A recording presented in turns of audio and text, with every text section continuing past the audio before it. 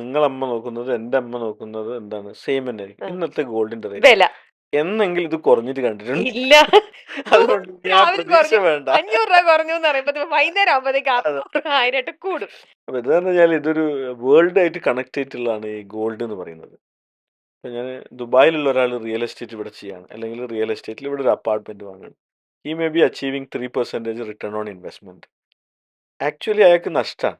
ഈ കാശ് എടുത്തിട്ട് ആ ദുബായിൽ തന്നെ വെക്കുകയാണെങ്കിൽ എന്താണ്, പിന്നെ അയാൾക്ക് എന്താണ് ബിസിനസ്സിൽ ഒരുപാട് ഗെയിൻ ഉണ്ടാക്കുക. കാരണം ഇന്നത്തെ വാല്യൂ, ഇന്നത്തെ റുപ്പീസിന്റെ വാല്യൂ ദിർഹത്തിന്റെ വാല്യൂ തമ്മിൽ വലിയ ഡിഫറൻസ് വന്നിട്ടുണ്ട്. നേരെ മറിച്ച് അത് ഗോൾഡ് ആണെങ്കിൽ ആൾ ദുബായിൽ ചെയ്യുകയാണെങ്കിലും ഇന്ത്യയിൽ ചെയ്യുകയാണെങ്കിലും ഇതിന്റെ വാല്യൂ സെയിം ആണ്. ഇത് ബേസ്ഡ് ഓൺ കറന്റ് എന്താണ് ഡോളർ പൈസ വെച്ചിട്ടാണ് ഇത്, ഡോളറിലാണ് നമ്മൾ ഗോൾഡിന്റെ പ്രൈസ് കാൽക്കുലേറ്റ് ചെയ്യുന്നത്. ഇപ്പൊ ഡോളറായിട്ട് ഇത് കണക്റ്റഡ് ആണ്. ഇപ്പൊ വേൾഡിൽ ഏത് ഇൻഡസ്ട്രി നോക്കുകയാണെങ്കിലും എന്താണ്, ഇപ്പൊ പെട്രോളിയം ഡോളറായിട്ട് കണക്റ്റഡ് ആണ്. ഇപ്പൊ നടക്കുന്ന പ്രശ്നങ്ങളൊക്കെ ഡോളറിന്റെ എന്താണ് വീക്ക് ആവുന്നുള്ള ഒരു പ്രതീക്ഷയിലാണ്, എന്താണ് അമേരിക്ക വീക്ക് ആവുന്നുള്ള പ്രതീക്ഷയിലാണ് ഈ പ്രൈസ് ഒക്കെ കൂടുന്നത്.